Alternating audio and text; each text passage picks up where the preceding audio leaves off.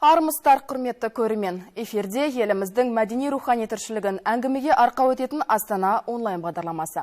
Діни лидерлер мен саяси қызметкерлердің бейбітшілік және даму жолындағы үн қатысуы, әлемдік және дәстүрлі діндер лидерлерінің 5-ші съезінің тақырыбы осындай. Съез 2015 жылдың 10-11 маусымында Астана қаласында өтеді. Жиынға дайындық шаралары туралы әңгімелесу үшін студияға Дін істері комитеті төрағасының орынбасары Ғабит Абзалбекті шақырып отырмыз. Студияға қош келдіңіз. Саламатсыз ба? Ғабит Абзалбек Әл-Фараби атындағы Қазақ ұлттық университетін бітірген. Еңбек жолын Лев Гумилев атындағы Еуразия ұлттық университетінің Арқа түлегі газетінде редакторлықтан бастаған. Астана ақшамы газетінің тілшісі болып жұмыс істеді.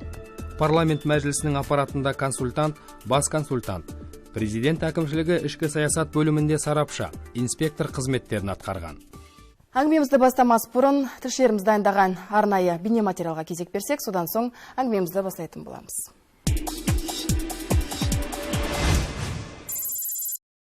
Бейбітшілік және келісім сарайында қарбалас шақ. Сарайда маусым айының 10 мен 11-інде әлемдік және дәстүрлі діндер көшбасшыларының кезекті съезі өтпек. Астана осымен 5-ші рет дінге және өзге де салаларға қатысты проблемаларды талқылайтын алаңға айналады. Жалпы еске сала кетсек, 2003 жылы осы әлемдік және дәстүрлі діндер съезіне 16 мемлекеттен 17 делегат қатысты. Осы әр съез сайын, әр жыл өткен сайын делегаттар мен мемлекеттер саны көбеюде. Әлемдік діндердің өкілдерін бір шаңырақ астына жинаған алғашқы съез сәтті өткен соң делегаттардың саны да арта түсті. Ал биылғы жиынға әлемнің 40-тан астам елінен 100-ден астам делегат қатыспақ. Бүгінге белгілі саясаткерлердің ішінде көптеген ірі мемлекеттердің бұрынғы президенттері, мемлекет басшылары, онымен қатар міне кеше ғана белгілі болды Біріккен ұлттар ұйымының бас хатшысы Пан Ги Мунда қатынасатын болып отыр. Съездің тақырыбы бейбітшілік және даму жолындағы діни және саяси қайраткерлердің үн қатысуы. Жылдағы дәстүрге сай, биылда 4 секция жұмыс істейді. Ерекшелігі бұл съездің тағы да жастар туралы, дін және жастар туралы арнайы тақырыппен арнайы секция өтетін болды. Бұл журналистерге арналған бөлім. Дәл осы жерде әлемнің түкпір-түкпірінен келетін 100-ден астам тілші онлайн режимде жұмыс істемек. Ал әзірге дайындық жұмыстары қызу жүріп жатыр. Көшбасшы дін өкілдерінің Астанадағы бас қосуына күллі әлем көз тігеді. Сондықтан шетелдік тілшілердің еш кедергісіз ақпарат таратуына барлық жағдай жасалады. Ғабит мырза, жалпы сіз үшін әлемдік және дәстүрлі діндер лидерлері съезінің құндылығы, маңыздылығы неде? 2001 жылғы Нью-Йорктағы 11 қыркүйектегі атышулы оқиғалардан кейін әлемде жалпы өркениеттер арасында бір түсінбестік туындағандай болды. Бұл мәселенің бір жағы. Содан кейін қазіргі кезде біз өзіміздің постсекулярлы әлемде өмір сүріп жатқанымызды назарда ұстауымыз қажет. Яғни дін құндылық ретінде, дүниетанымның платформасы ретінде адамзат өмірінде маңызды рөл атқара бастады. Елбасымыздың сындарлы саясатының арқасында Қазақстан Республикасы бүгінде конфессияаралық келісім орнаған, тұрақтылық жайлаған, 100-ден астам этноспен 18 конфессия өкілдері тату-тәтті өмір сүріп жатқан елге айналып отыр. 2003 жылы елбасымыз осындай жаңағындай әлемдегі көптеген көкейкесті, түйткілді мәселелерді дін лидерлері өкілдерінің қатысуымен шешу жөнінде бастама көтерді. Елбасының бастамасын алғашқылардың бірі болып Ватикан қолдаған болатын. Осылайша 2003 жылы 23-24 қыркүйекте Астанада дін лидерлері форумының алғашқы бас қосуы өткен болатын. Бұл басқосуға әлемнің 14 елінен 27 делегация қатысты, өзекті мәселелер қаралды, діннің адамзаттың өміріндегі рөлі, қоғамдық түйткілді мәселелерді шешудегі діни лидерлердің үлесі қандай болу керек, осындай мәселелер алғаш қозғалды. Одан кейінгі осы бірнеше жыл қатарынан өткізіліп келе жатқан үлкен конгрестің, жалпы конгрестің жұмысына, оның белгілі бір нәтижесіне берер өзіңіздің бағаңыз қандай? Бұл форум нәтижелі түрде Астана төрінде өтіп жатыр. Астана біздің еліміздің символы. Сол 2003 жылы жаңаға аталған форумда 3 жылда бір рет өткізіп туралы шешім қабылданды. Елбасымыз оны арнайы ғимаратта өткізу қажеттігін қадап айтқан болатын. Соған сәйкес екінші форумға арналып елордамызда арнайы бейбітшілік және келісім сарайы салынды.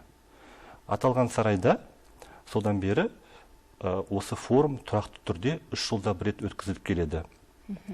Форумның барысында осы съездің жұмыс органдарын құру туралы шешім қабылданған болатын. Съездің хатшылығы қалыптасты, хатшылықтың жұмыс тобы жұмыс істеп келеді. Хатшылықтың төрағасы болып Қазақстан Республикасы парламенті сенатының төрағасы Қасым-Жомарт Тоқаев мырза төрағалық етеді. Бұл съезде келелі съездің институттары қалыптасты. Хатшылығы, жұмыс тобы құрылды. 2009 жылы елбасымыз дін лидерлерінің кеңесін құру туралы тапсырма берген болатын. 2012 жылы ашылған кезекті 4-ші съезде осы кеңестің құрылғандығы туралы жарияланды. Аталған діни лидерлер кеңесінің құрамында әлемнің басты діни ұйымдарының белді тұлғалары қатысып отыр. Осы 5-ші съез алдағы, осы 10-11 маусымда өтетін елордамыздағы съездің тақырыбы қандай болмақ? Жалпы қандай мәселелер көтерілмек? Съездің тақырыбы бейбітшілік пен даму жолындағы діни және саяси қайраткерлердің үн қатысуы. Съез 4 секциядан тұратын болады. Оның секцияларының тақырыптары мынадай: діни және саяси көшбасшылар, адамзат алдындағы жауапкершілік. Екінші сессия – діннің жастарға әсері, білім, ғылым, мәдениет және бұқаралық ақпарат құралдары. Үшінші – дін және саясат, жаңа үрдістер және келешегі. Төртінші секцияның тақырыбы – бейбітшілік, қауіпсіздік пен үйлесімділік үшін әлемдік және дәстүрлі діндер көшбасшылары. Түсінікті. Яғни тақырыпқа қарайтын болсақ, саяси қайраткерлердің қатысуымен өтетін сияқты. Иә, әлбетте. Яғни шыны керек дін лидерлерінің, жалпы әлемдік дәстүрлі діндер өкілдерінің саяси қайраткерлермен жүздесуінің өзі, ортақ тақырыпты бір жиында отырып талқылауының өзі белгілі бір белестерге жеткізер. Жалпы осы тақырып аясында жалпы съезге дайындық шаралары қалай жүргізіліп жатыр қазіргі таңда? Съезге дайындық шаралары съездің хатшылығының жұмыс тобының өкілдеріне шақыру хаттар жолданды. Арнайы уәкілдің атынан 9 маусымда съездің хатшылығының отырысы болады. Ал 10-11 маусымда съездің жалпы отырысы мен секциялық отырыстар жұмыс істейтін болады. Қорытындысы бойынша ол декларациясы жарияланады деп күтілуде. Түсінікті.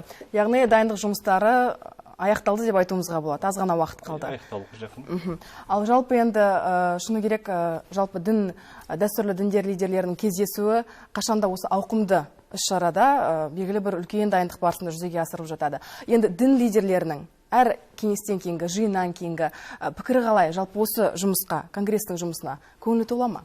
Көңілі толады. Әр съез біткеннен кейін елбасының тапсырмасын орындау жөнінде мемлекеттік органдар тарапынан жұмыстар жүргізіледі. Осы съез аралығында жаңа біз айтып кеткендей,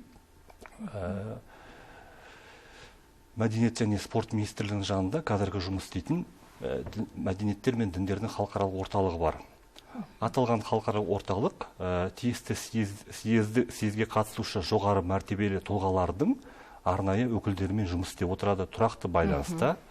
Сонымен қатар әр съез арасында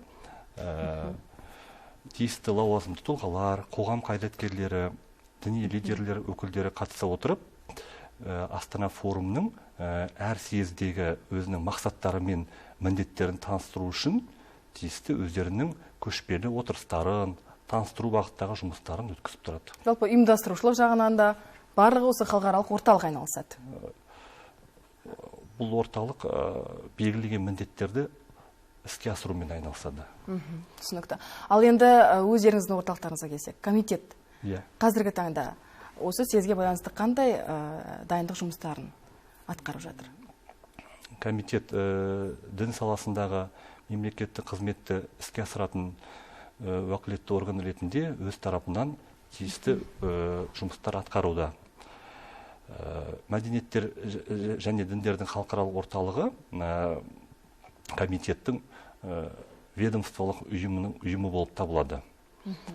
Күнделікті жұмыс тобының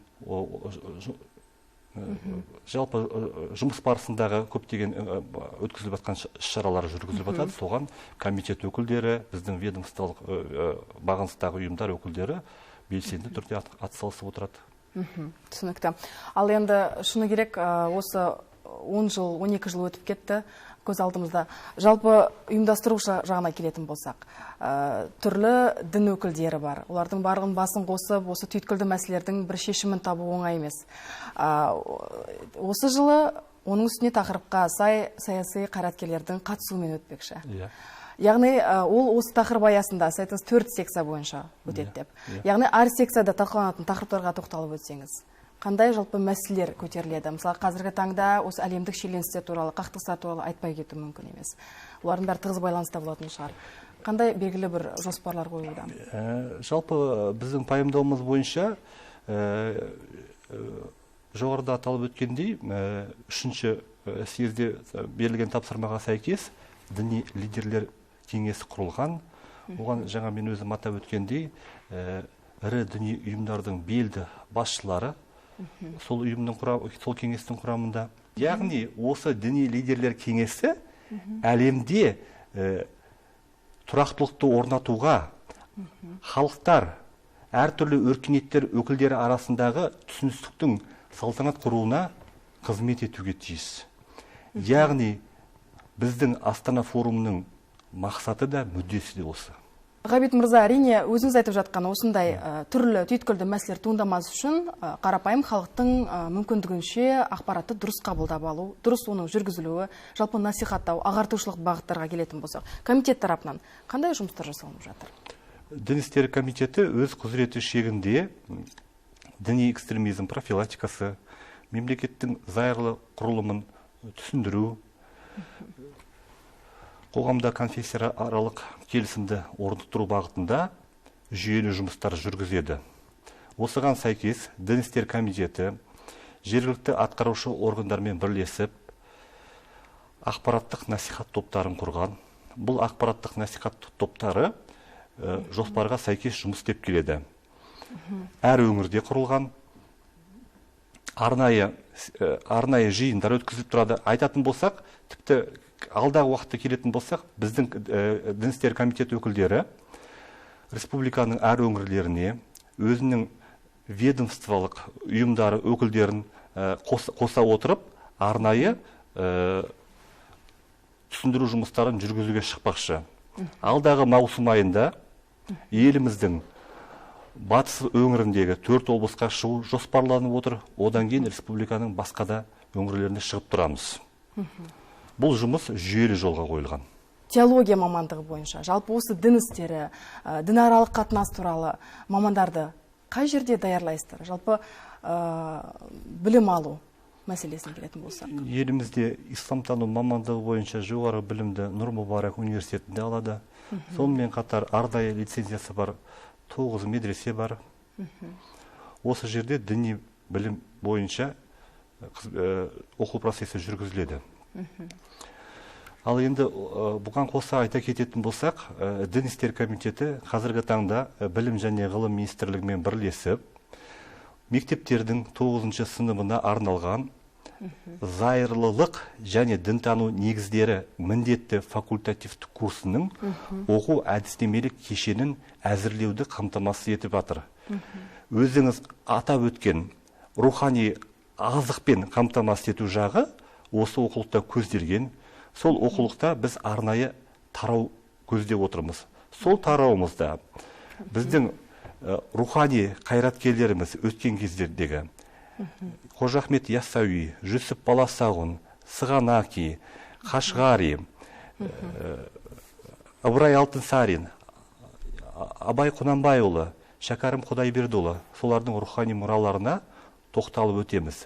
Осы жерде жалпы өзіңізге де белгілі деп санаймын, қазақ халқының рухани пласты өте бай. Сол рухани мұрамен таныстыру, ол оқу жүйесінде кеңінен орын алады. Сонымен қатар мен қазір айта кеткім келетіні, қазіргі кезде орта мектептерге арналған әдебиет пәнінде де осы мәселелердің бәрі қамтылған. Яғни біздің рухани қайраткерлеріміздің мұралары әдебиет сабағында да, абайтану курсында да оқытылатын болады. Жалпы алдағы уақыттағы съездің өткізілуі әрине бұл да бір айрықша үлкен оқиға болмақ өз елімізде. Ұлы Абайдың сөзі бар, енді Алла өзгермес, адамзат күнде өзгерер дейді. Расында да, шынында да өзіміз айтып отқан жаһандану заманы болсын, қаншалықты мемлекетаралық дамыту жолдарындағы жасалынып жатқан өзгерістер болсын, қашанда бұл мәселе ең түйткілді мәселе және қазақ халқының маңдайына жазылған бір үлкен шыны керек құнды мәселе сияқты. Сондықтан әрине бұл тұрғыдан келетін болсақ, өзекті көптеген айрықша жаңағы бір дәлелдемелер, нәтижелерге жетіп, комитет болсын, жалпы дін істері жөніндегі жаңағы органдардың барлығы белгілі бір дәрежеде қорытынды есеп береді деп қарастырылады съезде. Енді бұл тараптан комитет өзінің алға қойған жұмыстарын қаншалықты көрсете алады? Съезден кейінгі жаңағы қызметке кіріскен соң.